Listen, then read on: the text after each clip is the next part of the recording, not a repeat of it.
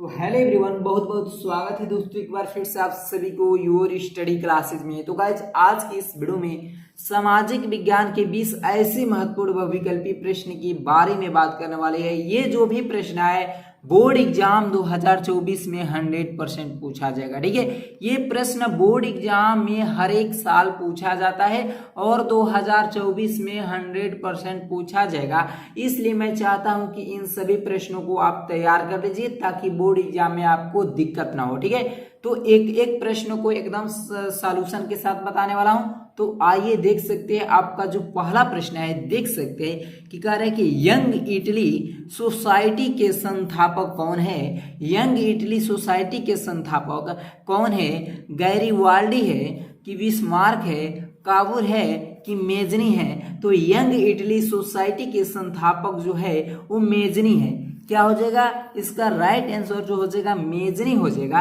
Young Italy society का संस्थापक Mazzini है। कौन से? तो मेजनी है। ठीक है, अब अगला प्रश्न 2 नंबर देख सकते हैं। कह रहा है कि फ्रांस में गणतंत्र की घोषणा किस वर्ष हुई? फ्रांस में गणतंत्र की घोषणा किस वर्ष हुई? 1815 में कि 1830 में, 1848 में कि 1871 में? तो फ्रांस में गणतंत्र की घोषणा 1848 में हुई। इसका जो राइट आंसर हो जाएगा 1848 हो जाएगा। क्या हो जाएगा? 1848 में फ्रांस में गणतंत्र की घोषणा हुई थी। ठीक है, अब अगला प्रश्न 3 नंबर देख सकते हैं। 3 नंबर प्रश्न है कि फ्रांस की क्रांति हुई क्या 1788 ईस्वी में हुई कि 1789 में हुई कि 1787 में हुई कि 1790 में हुई? तो फ्रांस की क्रांति 1789 में हुई थी। किसमें हुई थी? तो 1789 ईस्वी में फ्रांस की क्रांति हुई थी। अब 4 नंबर प्रश्न देख सकते, कह रहा है कि राष्ट्रवाद का उदय जिस देश में हुआ वह देश कौन सा है? राष्ट्रवाद का उदय जिस देश से हुआ वह देश कौन सा है? जर्मनी है, इटली है, इंग्लैंड है, फ्रांस है? तो राष्ट्रवाद का उदय जिस देश से हुआ वह देश आपका फ्रांस है। क्या है? फ्रांस है। ठीक है, फ्रांस से आप रहे देख सकते हैं राष्ट्रवाद का उदय जिस देश से हुआ वह देश आपका फ्रांस है। ठीक है, कौन सा देश है? तो फ्रांस देश है जिसमें राष्ट्रवाद के उदय हुआ था। ठीक है, अब अगला प्रश्न 5 नंबर देख सकते हैं। यहाँ पर है 5 नंबर आपका प्रश्न है कि जर्मनी का एकीकरण का श्रेय किसे दिया जाता है? जर्मनी के एकीकरण का श्रेय किसे दिया जाता है? ऑटो वन बिस्मार्क को कि काइजर विलियम प्रथम को दिया जाता है? आगे देख सकते हैं कि हिटलर को दिया जाता है कि मेथ्सनी को दिया जाता है? कि मेथ्सनी को दिया जाता है। ठीक है, तो ऑटो वन बिस्मार्क जर्मनी के एकीकरण का श्रेय ऑटो वन बिस्मार्क को दिया जाता है। किसको दिया जाता है? तो ऑटो वन बिस्मार्क को दिया जाता है। अब अगला प्रश्न 6 नंबर देख सकते हैं कि नेपोलियन का संबंध किस देश से था? नेपोलियन का संबंध किस देश से था? जर्मनी से था, इटली से था, फ्रांस से था कि इंग्लैंड से था? तो नेपोलियन का संबंध फ्रांस से था। किससे था? तो फ्रांस से था। नेपोलियन का संबंध फ्रांस देश से था। ठीक है, अब अगला प्रश्न 7 नंबर देख सकते हैं। कह रहा है कि इटली का एकीकरण किसके नेतृत्व में किया गया? इटली का एकीकरण किसके नेतृत्व में किया गया?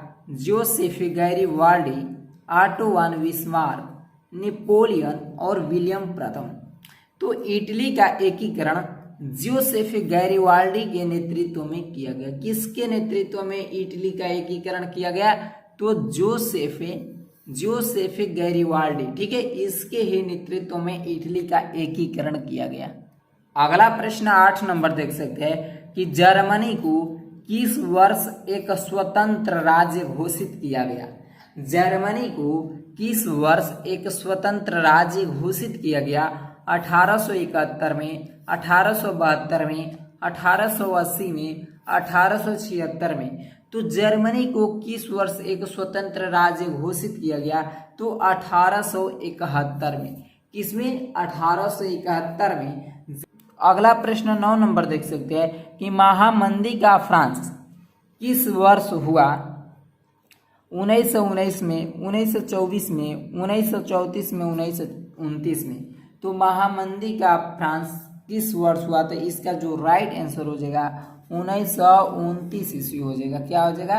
1929 ईस्वी इसका राइट आंसर हो जाएगा। ठीक है, इन सभी को आपको याद कर लेना है ताकि बोर्ड एग्जाम 2024 में आने वाला है 100%। ठीक है, अब आप देख सकते हैं 10 नंबर कि संयुक्त राष्ट्र संघ का मुख्यालय कहाँ पर स्थित है? संयुक्त राष्ट्र संघ का मुख्यालय कहाँ पर स्थित है? वाशिंगटन में, जिनेवा में, न्यूयॉर्क में, ऑस्ट्रिया में। तो संयुक्त राष्ट्र संघ का मुख्यालय न्यूयॉर्क में स्थित है।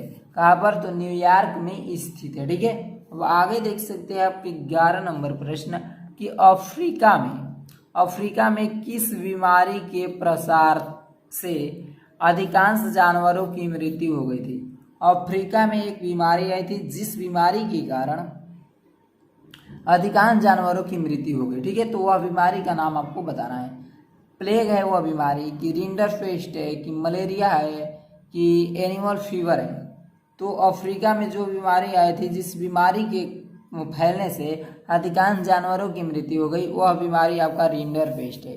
क्या है वह बीमारी? रिंडरपेस्ट है। अगला प्रश्न 12 नंबर देख सकते हैं, अनुबंध व्यवस्था को और किस नाम से जाना जाता है? अनुबंध व्यवस्था को और किस नाम से जाना जाता है? अनुबंध का एक दूसरा नाम भी है। ठीक है, अनुबंध व्यवस्था, उसको दूसरे नाम से क्या जानते हैं? आपसी समझौता, गुलाम प्रथा, सशर्त प्रथा, नई दास प्रथा।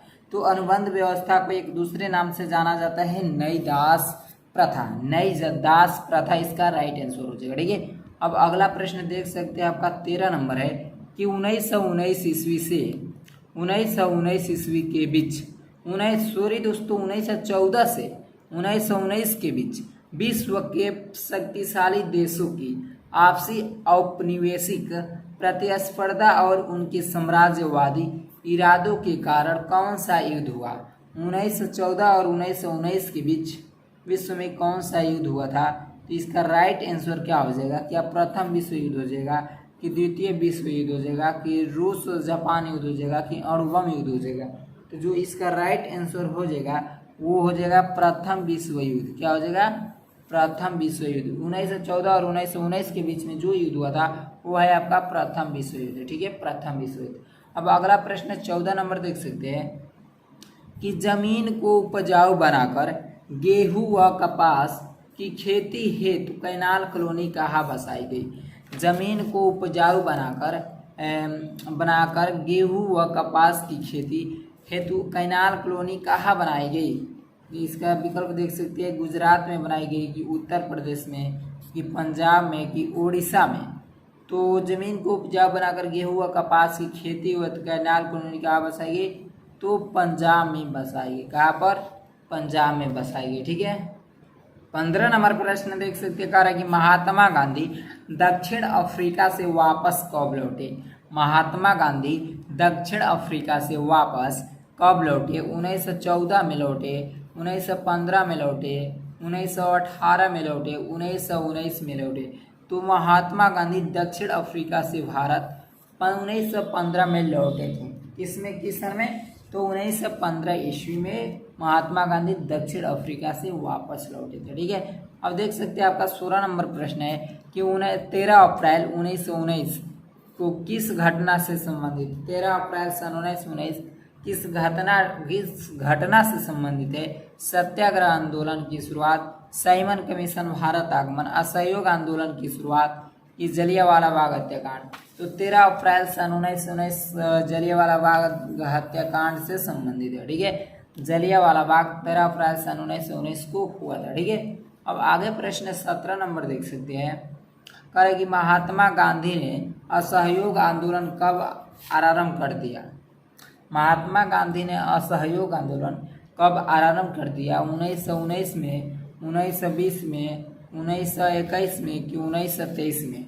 तो महात्मा गांधी ने असहयोग आंदोलन को प्रारंभ कर दिए थे सन 1920 में। किस सन में? तो 1920 में। ठीक है, अब आगे देख सकते हैं कि सविनय अवज्ञा आंदोलन कब चलाया गया? सविनय अवज्ञा आंदोलन कब चलाया गया? 1920 में चलाया गया कि 1927 में, 1935 में कि 1930 में? तो सविनय अवज्ञा आंदोलन चलाया गया था सन 1930 ईस्वी में चलाया गया था। किस सन में? तो 1930 ईस्वी में चलाया गया था। ठीक है, अब देख सकते हैं आपका 19 नंबर क्या है, करो या मरो, करो या मरो का नारा किसने लगाया? सुभाष चंद्र बोस जी ने कि चंद्रशेखर आजाद ने कि भगत सिंह ने कि महात्मा गांधी ने? तो करो या मारो का नारा जो लगाए थे वो महात्मा गांधी लगाए थे।